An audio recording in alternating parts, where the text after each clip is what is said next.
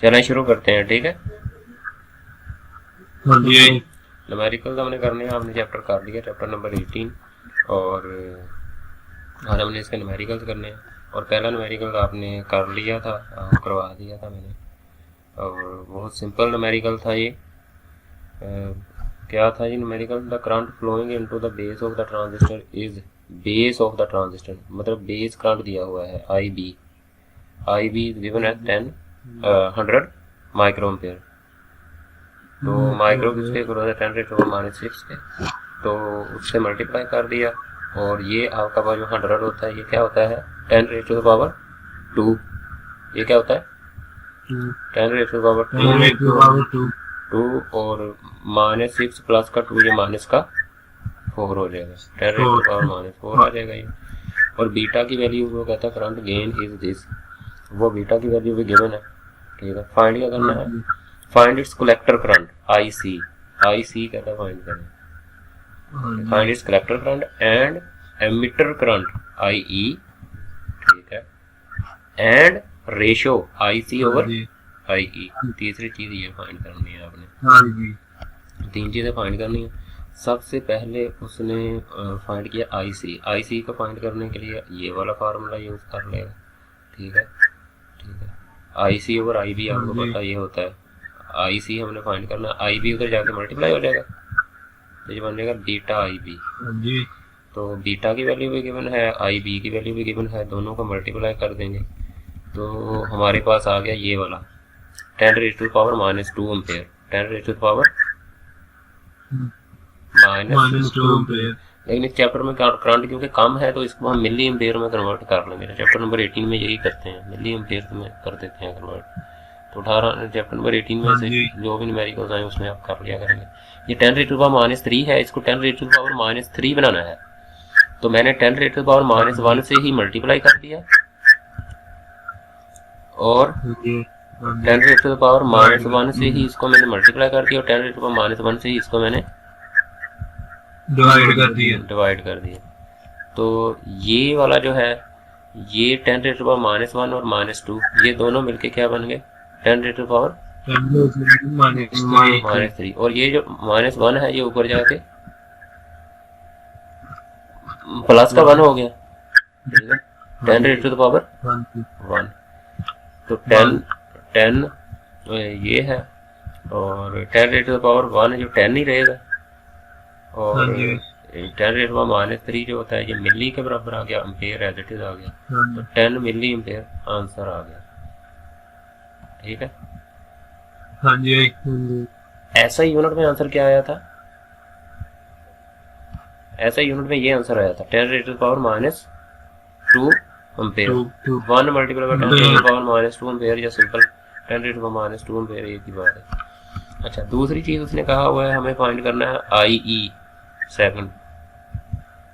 उसके लिए हम ये इक्वेशन यूज कर सकते हैं, इक्वेशन ये I E is equal to I B plus I C. तो ये इक्वेशन से एक तो बच्चे ये गलती कर देते हैं कि इनको मिक्स कर लेते हैं, इनको ये नहीं पता कि कई दफा आई सी को उधर लिख देते हैं आई बी, तो इसको याद करना होता है। I E is equal to I B plus I C, और ये जो रेशो वाली इक्वेशन है ये भी एज इट इज ही याद करनी है, ये नहीं कि उसको आगे पीछे कर दो। इसमें सी भी है, सी ऊपर है बी नीचे, इसमें भी सी बी ही है, एक साइड में ई उधर है। अच्छा खैर, तो आई ई फाइंड करना है, हमारे पास आई बी ये गिवन है, ये हमने कहा था कि ये जी आई बी की वैल्यू पुट करनी है। आई बी ये गिवन है 10⁻⁻⁴ और प्लस आई सी अभी हमने निकाला है, और वो 10 मिली एम्पेयर वाला पुट नहीं करना आपने, जो उसका आंसर आया है ऐसे यूनिट में, ठीक है। न्यूमेरिकल करते हुए ऐसे यूनिट वाली वैल्यूज को यूज करते हैं और उसके बाद जो आंसर आ जाए उस आंसर को आप जिस यूनिट में मर्जी फिर कन्वर्ट कर दें। आंसर तो हमारा ये आया था ना 10⁻⁻² एम्पेयर। अब इसको फिर हमने फर्दर उसको मिली एम्पेयर में कन्वर्ट कर दिया, तो आगे जब भी हम पुट करेंगे उसका जो ऐसे यूनिट में आंसर आया है, करंट का ऐसे यूनिट में आंसर, ऐसा यूनिट एम्पेयर ही होता है, तो उस एम्पेयर वाले को ही यूज कर लेंगे आगे। और ऐसे यूनिट्स की वैल्यूज को यूज करेंगे। बाकी जो एंड पे आंसर है उसको उस पार्ट के लिए जिसमें मर्जी आप कन्वर्ट करते हो। तो हमने इसी को यूज करके ऐसा ही यूनिट वाली वैल्यू को यूज किया उसकी। और इसको मैं इस तरह भी लिख सकता हूँ 1 multiply by 10 rays power -4 plus 1 rays power, इसको मैं सिंपल इस तरह लिख सकता हूँ, ठीक है, क्योंकि वो 1 से मल्टीप्लाई हो रहे हैं ना। हाँ जी। तो वो उसको सिंपल इस तरह। अब इन दोनों में से अगर मैं कॉमन लूँ तो कॉमन बल्कि क्यों लेना है, इन दोनों को आप कैलकुलेटर से ऐड करें, इनको आपस में ऐड करें तो हमारे पास ये आएगा 0.0101, ठीक है। ये हमारा आंसर आएगा एम्पेयर्स में। अब इसको भी हमने वो मिली, क्योंकि छोटी वैल्यू है, इसको भी हम चाहते हैं कि मिली एम्पेयर में कन्वर्ट हो रहा है। अब 10⁻³ लगाने के लिए ना, लाने के लिए हमने 1 2 3 छोड़ के इधर लगा लिया हेड, जैसे हम वो साइंटिफिक नोटेशन में लगाते हैं। तो जब हम इसको अब करेंगे तो ये बन जाएगा 10.1 मल्टीप्लाई बाई 10⁻³ -3, क्योंकि 1 2 3 उस साइड को -3 हो जाएगा। और रकम जो लिखी जाएगी वो ज़ाहिर है जो फर्स्ट नॉन जीरो डिजिट है वो 1 है, 0 है। 10.1 इधर 0.1 इधर पॉइंट लगेगा, तो ये बन गया 10.1। तो इसको भी हम फिर ये मिली बन जाएगा 10⁻³ मिली और साथ में एम्पेयर 10.1 मिली एम्पेयर। तो पहले का आंसर देखने इस क्वेश्चन का 10 मिली एम्पेयर आया है, अगले का 10.1 मिली एम्पेयर आया है। तो मैं आपको वैसे भी इनको याद भी अब रखने तो वो भी बेटर था, पेपर में आपको वेरिफिकेशन भी हो रहा है, साथ भी आपको पहले पता होगा यार आंसर इनके ये आने हैं। जो ये वाला न्यूमेरिकल है जिसमें बीटा की वैल्यू 100 है, वो न्यूमेरिकल जिसमें बीटा की वैल्यू गिवन 100 है, वो न्यूमेरिकल से पता चल जाता है जो कौन सा न्यूमेरिकल है। उसके बाद उसने रेशो का कहा था, रेशो में भी आई सी की वैल्यू, ये वाली आई सी की वैल्यू क्या आई थी हमारे पास, यही आई थी 10 मिली एम्पेयर। तो उसमें आप ये वाली यूज कर सकते हैं 10⁻² ओवर आई की वैल्यू भी यही ऐसे यूनिट वाली आप यूज कर सकते हैं। तो यही आएगा आंसर, ठीक है। आंसर फिर भी यही आएगा, लाजमी नहीं है कि आप मिली एम्पेयर वाली ही यूज करें।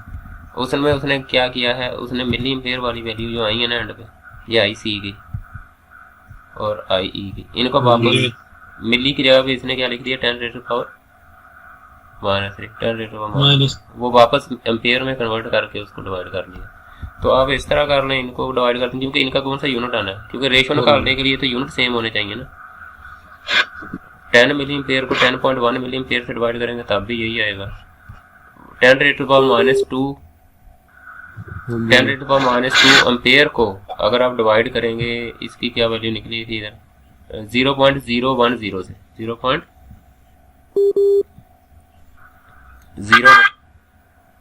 0.010 से, तो ऐसे यूनिट की वैल्यूज को भी अगर आप डिवाइड करेंगे आप उसमें तब भी यही आंसर निकलेगा रेशो, और इसका कोई यूनिट नहीं होगा। अगर मैं ये रेशो निकालने के लिए यूनिट सेम होना चाहिए तो उसमें कोई भी वैल्यू यूज की जा सकती है, और आप ऐसे यूनिट की डिवीजन करके देखें वही आएगा आंसर 0.9। अच्छा, अब दूसरा न्यूमेरिकल है हमारे पास, ठीक है। अब दूसरा न्यूमेरिकल में ये है कि figure 18 show the transistor which operates relay as the switch S is close. वो कहता है जब ये स्विच एस क्लोज होगा ना तो ये रिले ऑपरेट करेगी।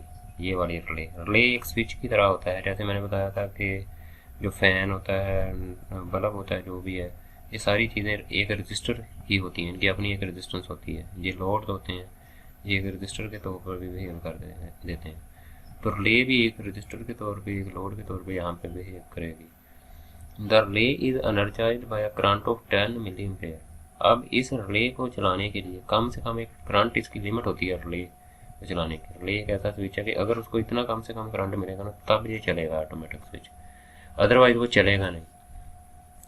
तो ये रिले मुख्तलिफ डिवाइसेस में लगी होती है, फ्रिज वगैरह में घरों में लगी होती है। तो इतना मिलेगा तो फिर ये एनर्जाइज होगी, मतलब ये चलेगी।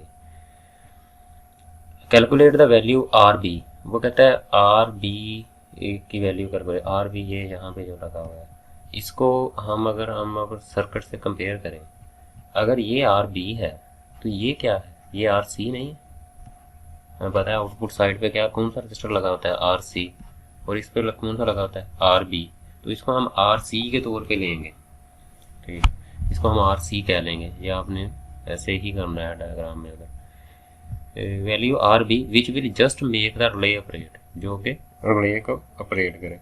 The current gain beta of the transistor is 200। अब बीटा की वैल्यू कितनी दी हुई है, 200, वो लिख ले।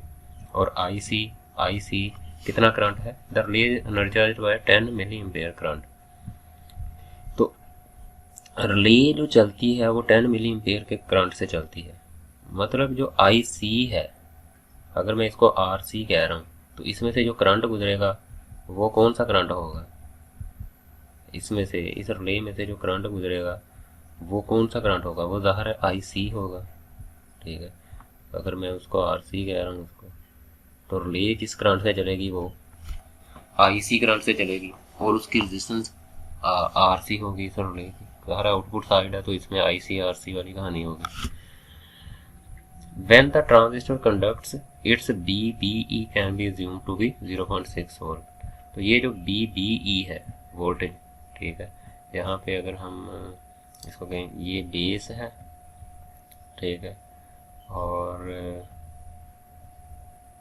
ये क्या है, ये एमिटर है, कॉमन एमिटर कॉन्फ़िगरेशन आप इसको कह सकते हैं। इसमें एमिटर कॉमन है और इस साइड पे क्या होगा, कलेक्टर। तो BBE की वैल्यू उसने गिवन दे दी 0.6 वोल्ट्स।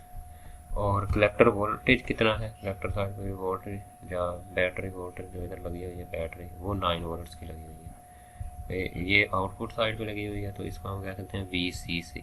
क्या कह सकते हैं, VCC। ये इनपुट साइड है और ये आपके पास आउटपुट साइड होती है। तो VCC 9 वोल्ट्स है। अब हमने कैलकुलेट क्या करना है, RB। अब RB को कैलकुलेट करने के लिए हमने यूज़ करना है किरचॉफ वोल्टेज रूल का। किरचॉफ वोल्टेज लॉ आपने पढ़ा होगा पिछले चैप्टर्स में। अब अगर हमने RB कैलकुलेट करना है यहाँ से, तो हमें जो किरचॉफ वोल्टेज लॉ है या रूल है वो आउटपुट साइड पे लगाना पड़ेगा या इनपुट साइड पे लगाना पड़ेगा। हमें ज़ाहिर इनपुट साइड पे लगाना पड़ेगा क्योंकि वो RB भी इनपुट साइड पर ही है। तो इधर गुणी हम लगाएंगे, इस इन पर नहीं लगाएंगे, बल्कि हम बैटरी से शुरू होंगे और ये इनपुट साइड पे यहाँ ग्राउंड तक जाएंगे, इस साइड पे लगाएंगे। तो किरचॉफ वोल्टेज लॉ कैसे लगाते हैं, इसमें इसने डायरेक्ट फार्मूला लिखा। हम बैटरी से शुरू करेंगे, बैटरी वोल्टेज देती है, हम कहेंगे प्लस VCC। ये कौन सा वोल्टेज है, VCC, हमने VCC का नाम दिया हुआ, प्लस VCC, ठीक है। और इसको मैं प्लस VCC लिख रही है मैंने। अब ये वोल्टेज, अब ये इधर आएगा तो ये वोल्टेज ड्रॉप होगा रजिस्टर के क्रॉस कुछ, क्योंकि बैटरी है वो जब इस रजिस्टर में से गुजरेगा कुछ वोल्टेज, यहाँ भी वोल्टेज एक एनर्जी होती है ना, पोटेंशियल ड्रॉप इधर होगा, ठीक है। तो यहाँ पे जो वोल्टेज ड्रॉप होगा उसको मैं कह सकता हूँ IBRB।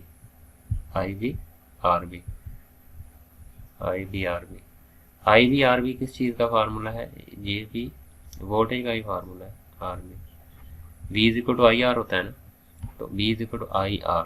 तो ये असल में किस करंट को शो कर रहा है, ठीक है, V को शो कर रहा है, voltage drop across resistance RB आप कह लें, ठीक है। तो VRB कह लें इसे, मतलब ये वोल्टेज ड्रॉप ही है क्योंकि किरचॉफ वोल्टेज रूल अप्लाई कर रहे हैं। तो ये जो चीज़ है VCC ये भी वोल्टेज है, ये IBRB ये भी ज़ाहिर वोल्टेज ही है, IR, ठीक है। इन दोनों को जब इस करंट को और इस रेजिस्टेंस को जब हम मल्टीप्लाई करेंगे तो एक वोल्टेज ही बनेगा। तो ये माइनस इसलिए लगाया क्योंकि वोल्टेज यहाँ पे ड्रॉप होगा, सिर्फ बैटरी वाली वोल्टेज के साथ मैंने प्लस लगाया। अच्छा, माइनस। अब अगली चीज़ कौन सी आ रही है, ये आ रही है BBE। अब यहाँ पे भी कुछ वोल्टेज ड्रॉप होगा क्योंकि ये कौन सा बैटरी है, यहाँ पे भी वोल्टेज ड्रॉप होगा। तो इसको मैं माइनस में ही लिखूँगा, माइनस B वोल्टेज कौन सा, बी ई, मतलब इन दो पॉइंट्स का voltage is equal to 0, is equal to 0 कह सकता हूँ मैं। तो ये किरचॉफ वोल्टेज लॉ मैंने अप्लाई कर दिया, किरचॉफ वोल्टेज रूल अप्लाई कर दिया इनपुट साइड पर। तो इनपुट साइड पे मैंने किरचॉफ वोल्टेज रूल अप्लाई कर दिया। इसमें आप देख लें कि मैंने सर बैटरी वाले वोल्टेज को प्लस रखा है, यहाँ पर भी कुछ वोल्टेज ड्रॉप होगा उसको मैंने माइनस में ले लिया, और यहाँ पे भी ज़ाहिर है कुछ ना कुछ वोल्टेज ड्रॉप ही होगा, उसको भी मैंने माइनस में लिया, बी इन 2 पॉइंट्स के दरमियान। तो ये आ गया। अब इसमें हमने फाइंड क्या करना चाह रहे हैं हम, आर बी। बाकी सारी चीज़ें हमारे पास मौजूद हैं या नहीं तो उनको हम फिर पहले कैलकुलेट कर लेंगे। अब थोड़ा अगर हम नीचे जाएं तो मैंने इस बजाय कि आप डायरेक्ट आई भी कैलकुलेट करें, सबसे पहले आप वही लिखें जैसे मैंने किया, applying Kirchhoff voltage rule on the input side पे अप्लाई किया, plus V C C minus I P R B plus B B E is equal to 0, जैसे मैंने ऊपर भी लिखा है। ठीक है, यहाँ पे टाइपिंग में मैंने ये स्मॉल बी यूज़ किए हैं, आपने ज़ाहिर है उनको इसी तरीके से लिख देना है। ठीक है, जो दोनों कैपिटल ही हैं, आई भी कैपिटल है बी भी कैपिटल, लेकिन ये है कि आई ज़रा ऊपर है बी नीचे है, तो ये आपने इधर नोट्स में लिख लेना है अपने स्कॉलर पे।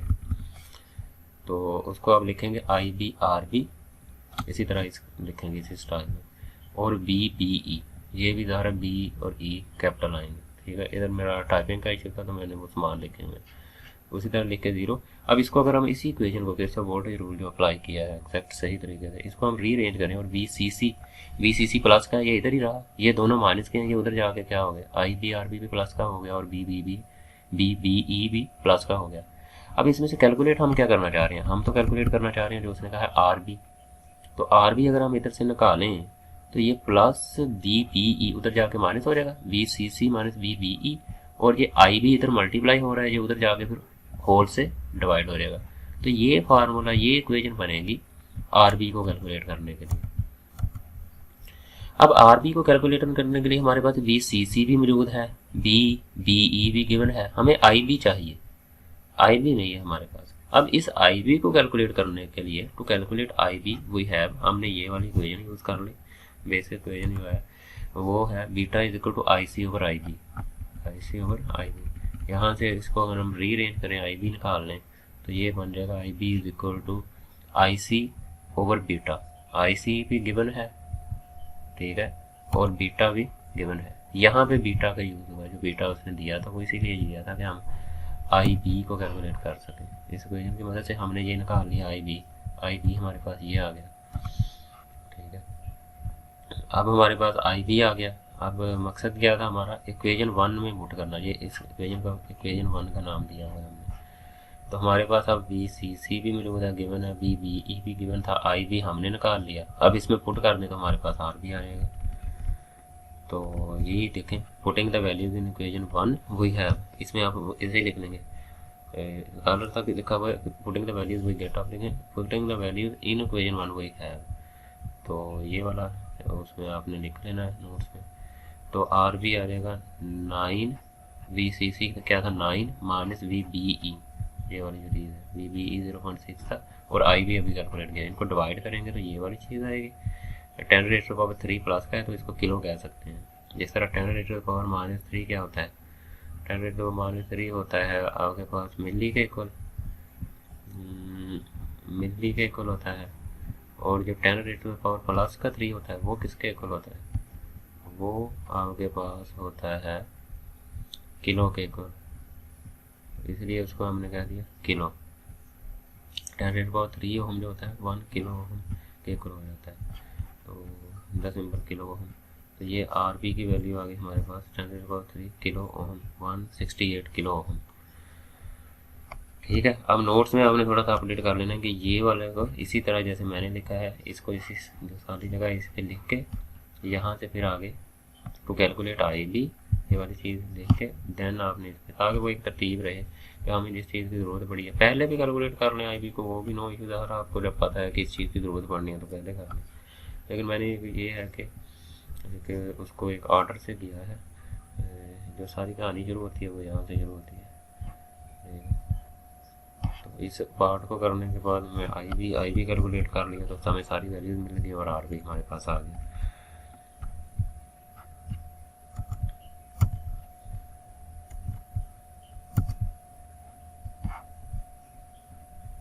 ठीक है।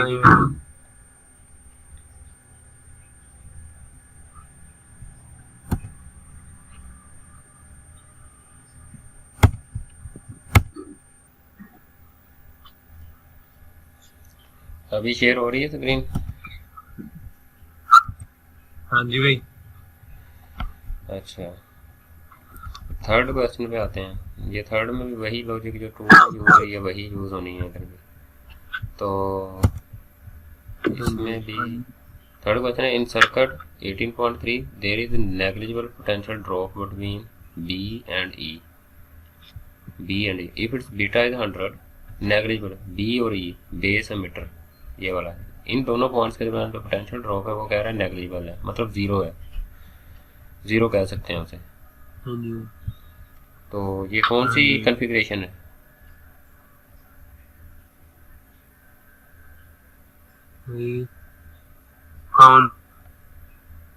कॉमन एमिटर है ना।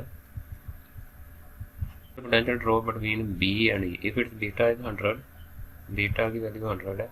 कैलकुलेट बेस करंट कैलकुलेट करना है आपने।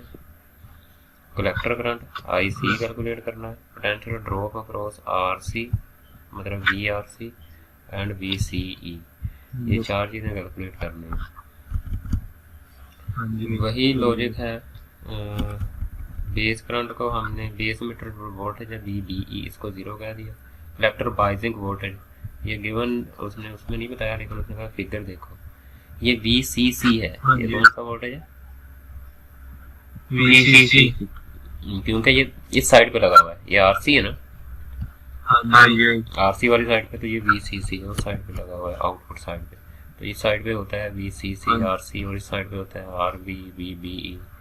तो ये चीज़ें, तो ये 9 वोल्ट है, अगर हम डायग्राम से देखें 9 वोल्ट है।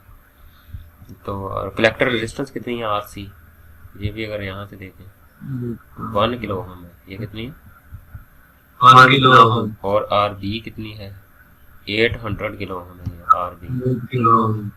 हाँ जी, ये भी आ गई। ये वैल्यूज गिवन है, कुछ वैल्यूज और कुछ वैल्यू हमने डायग्राम से देख के कर ली। तो और बीटा भी गिवन है, बीटा इज इक्वल टू 100। अब पहला पार्ट है कि बेस करंट कैलकुलेट करें। ओके, बेस करंट कैलकुलेट करते हैं।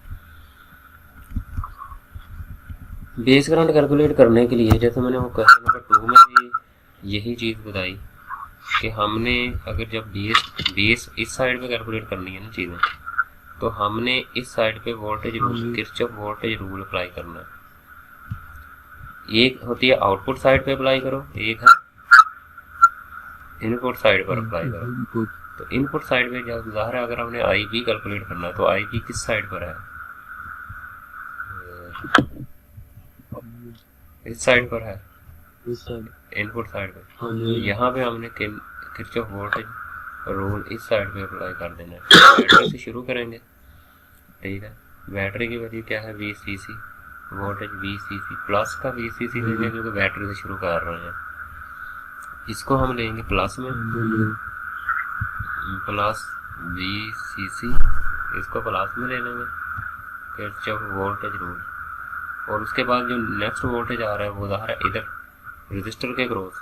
ये वोल्टेज दे नहीं रहा बल्कि वोल्टेज को ड्रॉप कर रहा है, इसके क्रॉस कुछ वोल्टेज ड्रॉप होगा, इसलिए इसको नेगेटिव में लेंगे। इस वोल्टेज, ये वोल्टेज क्या आएगा V is equal to I R होता है, तो आई बी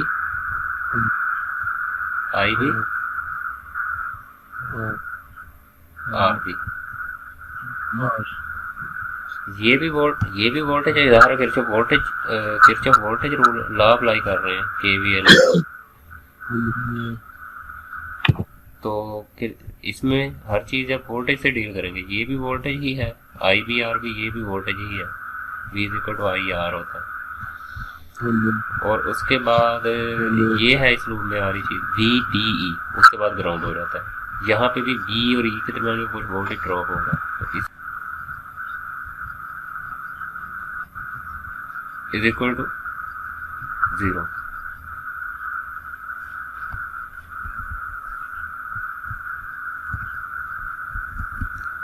अच्छा, KVL मैंने अप्लाई कर दिया।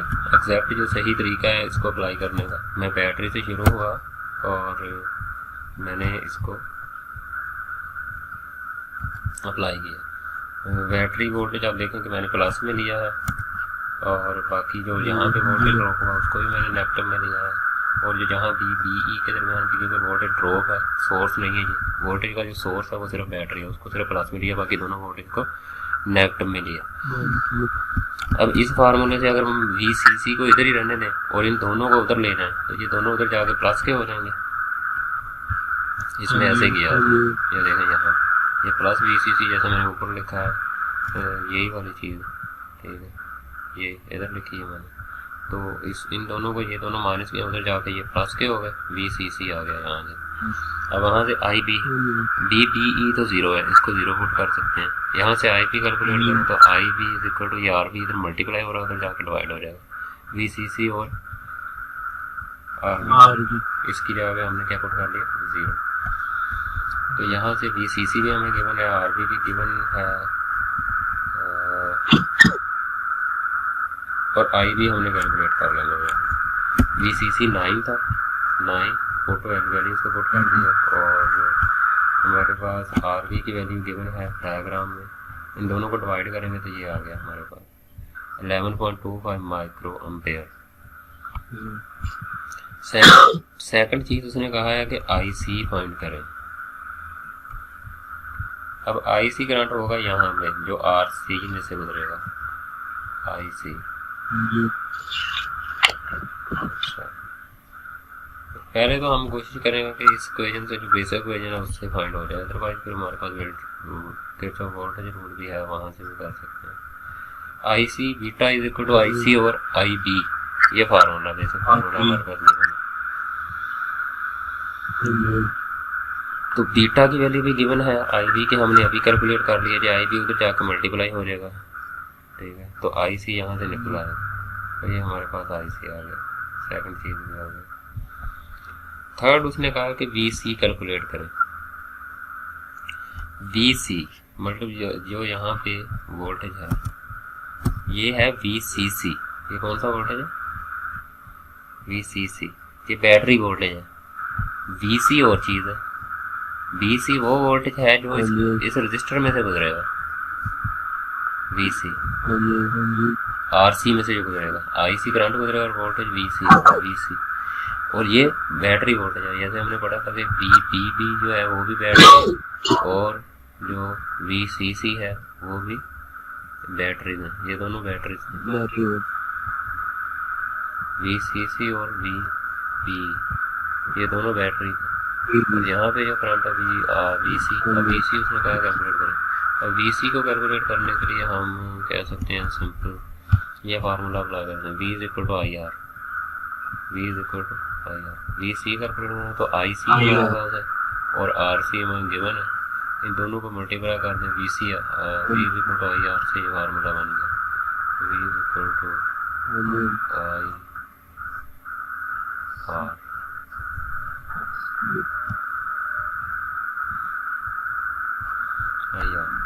तो यहाँ से हमारे पास VC आ गया। थर्ड पे उसने कहा हुआ है कि आप VCE कैलकुलेट करें। अब VCE कैलकुलेट करने के लिए हमने आउटपुट साइड पे voltage Kirchhoff voltage rule apply करना है। आउटपुट साइड पे कैसे अप्लाई होगा, यहाँ से इसी बैटरी से शुरू होंगे, इसको प्लस में लेंगे, प्लस VCC, यहाँ क्या आ जाएगा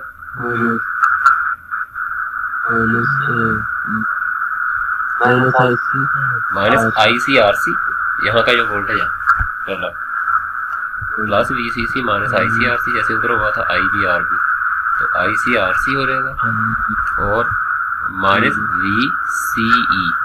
अब ये दो concept minus VCE,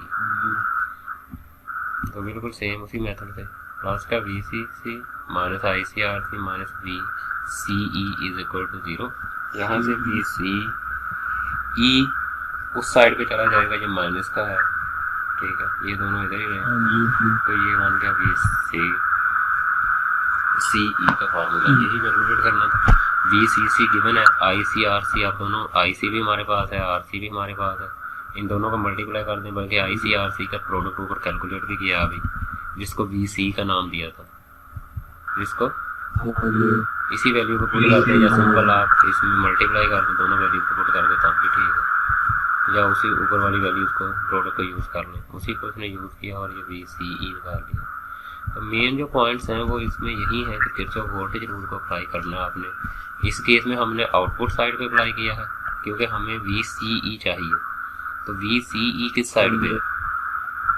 CE output side पे, यहाँ पे BE था, ये इनपुट साइड है, तो आउटपुट साइड पे वोल्टेज रूल अप्लाई करेंगे तो ये बैटरी उसमें आ जाएगी, ये रजिस्टर और ये जंक्शन, ये इसमें भी 3 ही आपके पास डिवाइस आएंगे टर्म्स, और इसमें भी 3 आएंगे, एक आउटपुट साइड है, एक इनपुट साइड है, दोनों साइडों का किरचॉफ वोल्टेज रूल। पिछले न्यूमेरिकल में भी यही हुआ है और इसमें भी यही हुआ, उसमें इनपुट साइड पे अप्लाई किया था, इस केस में हमने इनपुट साइड पे भी अप्लाई किया है और आउटपुट साइड पे भी किरचॉफ वोल्टेज रूल को अप्लाई किया।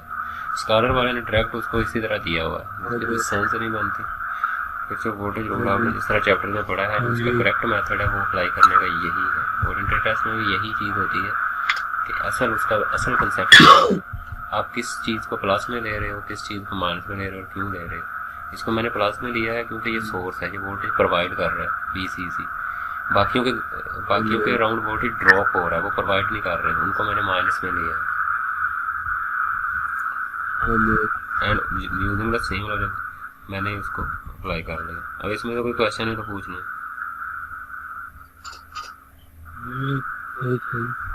जी। अच्छा, तो उसमें हमने KVL अप्लाई किया, इसमें हमने अप्लाई करना है KCL, Kirchhoff current rule, current law, Kirchhoff current law, KCL।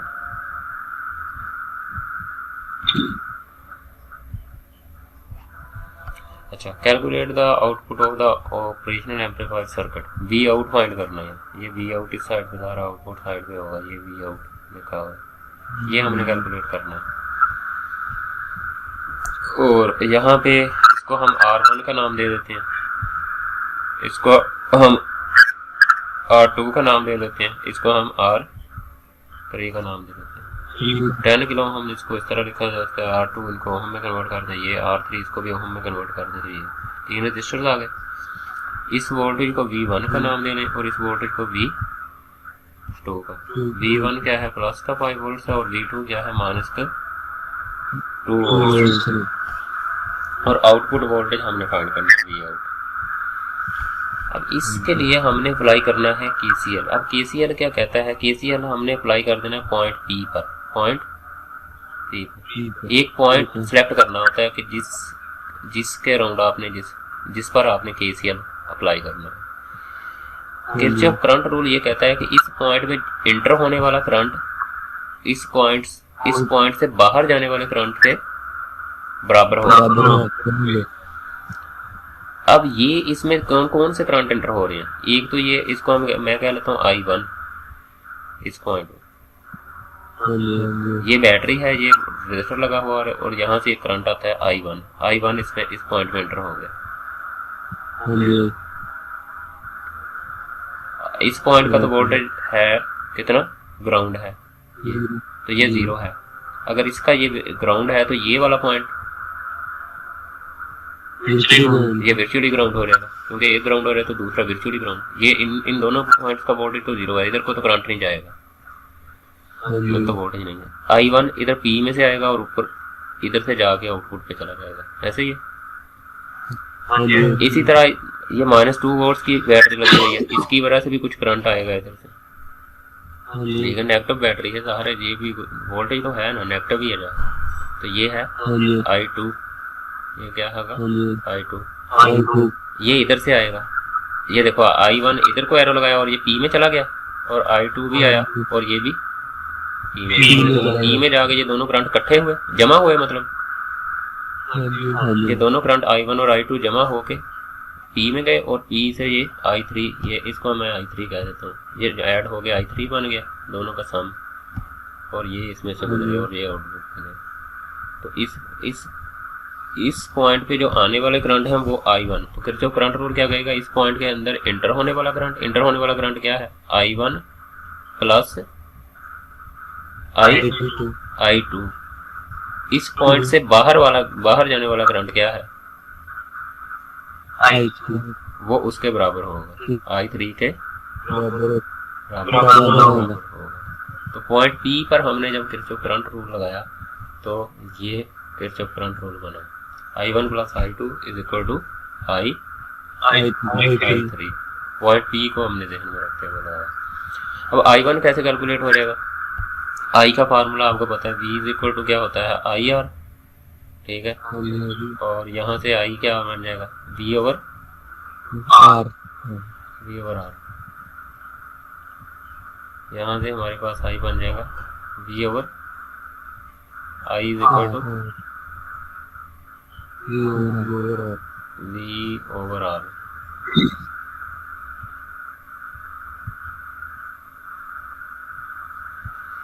V जो होता है वोल्टेज, ये हमेशा दो पॉइंट्स के दरमियान कैलकुलेट किया जाता है, ऐसे है ना, वोल्टेज दो पॉइंट्स के दरमियान। अब इसके अक्रॉस वोल्टेज हमने करंट I1 फाइंड करना है। अभी क्योंकि हमें I1, I2 और I3 चाहिए ना, तो हमने I1 फाइंड करना है।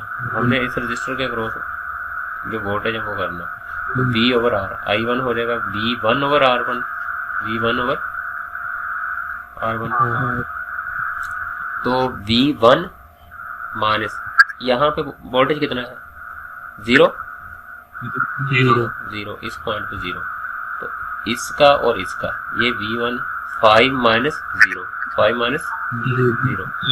क्योंकि इस रजिस्टर के दो ही पॉइंट्स हैं, एक पॉइंट ये है और एक पॉइंट ये है। ये तो इधर तक ये सारा वोल्टेज 0 है, तो इन दोनों पॉइंट्स है, यहाँ पे 5 है और यहाँ पे क्या है 0। 5 माइनस 0 और R1 की वैल्यू गिवन है 10 multiply by 10 raise to power 3। इन दोनों को डिवाइड किया और ये आ गया I1 की वैल्यू। इसी तरह I2 क्या होगा, ये वाला वोल्टेज,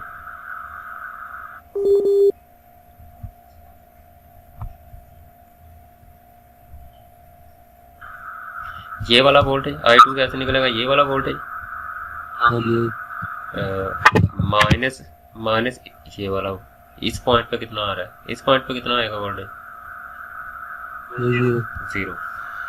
मतलब हम रजिस्टर के क्रॉस दो पॉइंट्स ले रहे हैं, एक इधर वाला पॉइंट और एक इधर वाला पॉइंट। आपको पता होना चाहिए कि वोल्ट मीटर ऐसे ही यूज करते हैं, किसी रजिस्टर के क्रॉस जब वोल्टेज फाइंड करते हैं उसके दोनों साइडों पे वोल्ट मीटर लगाते हैं। तो ये भी इसी तरह V2 minus 0 over 2, V2 minus 2 है, माइनस 2 को डिवाइड किया तो ये आ गया, I2 की वैल्यू निकल आई। इस तरह I3 है, I3 में भी यही होगा। I3 में ये क्या है, यहाँ पे वोल्टेज इसका ये वाला पॉइंट लेफ्ट साइड वाले पॉइंट पे, यहाँ पे कितना वोल्टेज आ रहा है, 0 माइनस इस साइड पे कितना, V नॉट, ठीक है। मतलब लेफ्ट माइनस राइट कर रहे हैं हम, लेफ्ट पॉइंट माइनस राइट। तो इसमें हाँ, इसमें उसने क्या कर लिया,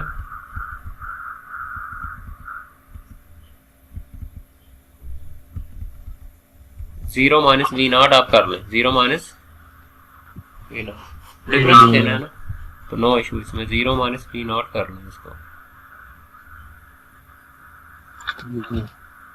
इसको अगर आप 0 माइनस V नॉट करेंगे तो फिर भी कोई फर्क नहीं पड़ेगा, माइनस V नॉट हो जाएगा इधर, 0 माइनस V नॉट कर दिया मैंने।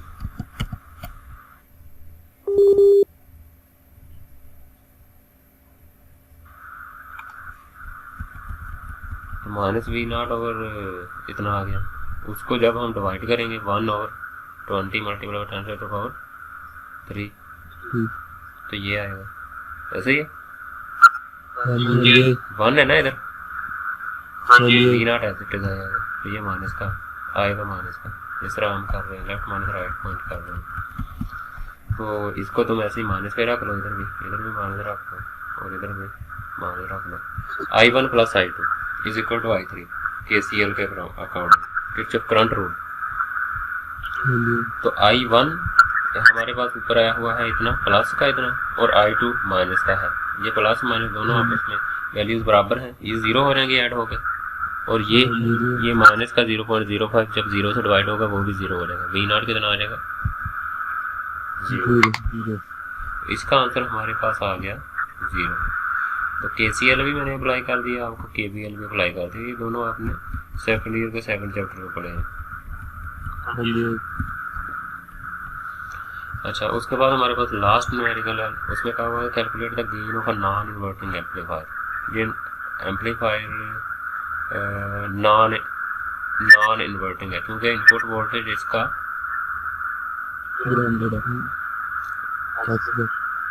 नॉन इन्वर्टिंग टर्मिनल पर अप्लाई हुआ है, तो ये एम्पलीफायर भी non inverting amplifier plus side पे अप्लाई हुआ है इनपुट वोल्टेज। तो ये नॉन इन्वर्टिंग होगा या इन्वर्टिंग होगा? हाँ, तो R1 की वैल्यू गिवन है, ठीक है, R2 की वैल्यू भी गिवन है। नॉन इन्वर्टिंग एम्पलीफायर का आपको पता है फार्मूला ये होता है गेन का, gain is equal to 1 plus R2 over R1। R2 given है, R1 गिवन है, दोनों को डिवाइड करें 1 प्लस 4 5 आ जाएगा। और छठा न्यूमेरिकल जो है ना, ये बुक्स में कई बुक्स में दिया हुआ है, कई में नहीं दिया हुआ, तो हमारी बुक में भी नहीं दिया हुआ है इसको, इसलिए इसको स्किप करेंगे, ये बोर्ड में भी नहीं आएगा ऑलमोस्ट, क्योंकि बुक्स पर ही नहीं है। पुरानी बुक्स में भी होता था या ये भी था, उसमें गेन ही अप्लाई कर, गेन ही फाइंड करना, उसमें माइनस बीटा RC और R ये इतनी चीज़ें दी हुई हैं और इसको डिवाइड करना। खैर आप लोग 5 करें, 5 न्यूमेरिकल्स करें।